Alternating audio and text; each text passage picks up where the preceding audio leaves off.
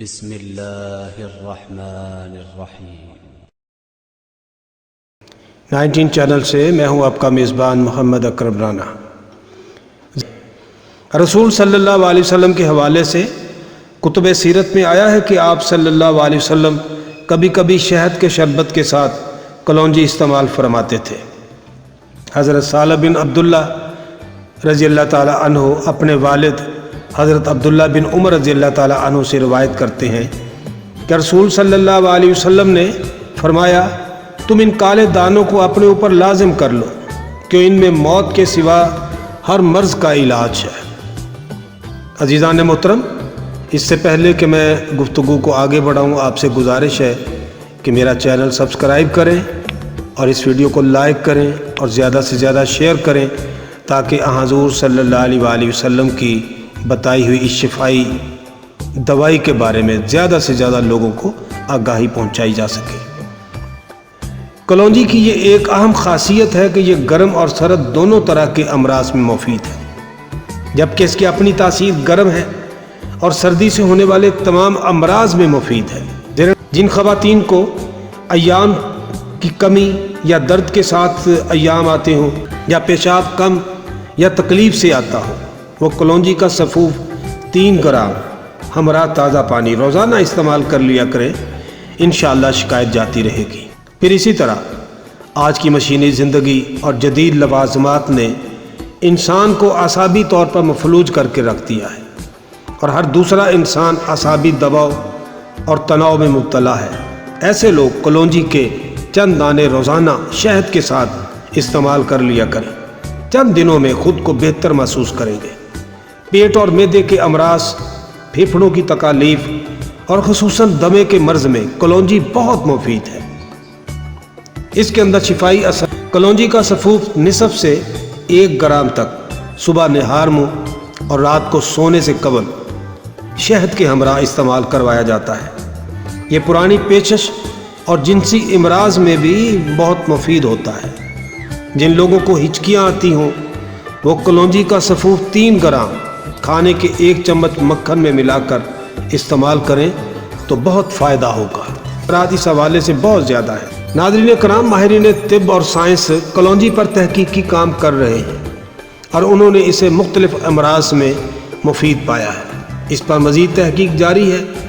گزشتہ سال برطانیہ سے کلونجی پر تحقیق کے لیے پاکستان آنے والی ایک خاتون نے بتایا تھا کہ ایک ملٹی نیشنل دواساز ادارہ کلونجی سے ایک کریم تیار کرنا چاہتا ہے، کیونکہ کلونجی پر تحقیق کے بعد معلوم کیا گیا ہے کہ اس میں ضروری روغن پائے جاتے ہیں۔ اس کے علاوہ اس میں البیومن، نینین، رالدار مادے، گلوکوز، سائپونین اور نامیاتی تیزاب بھی پائے جاتے ہیں جو کئی امراض میں مؤثر ہیں۔ پاکستان کے ایک ممتاز سائنسدان نے جامعہ کراچی کے شعبہ کیمیا میں کلونجی پر جو تحقیق کی ہے، اس کے مطابق کلونجی کے الکائڈز کسی اور شے سے حاصل نہیں ہوتے۔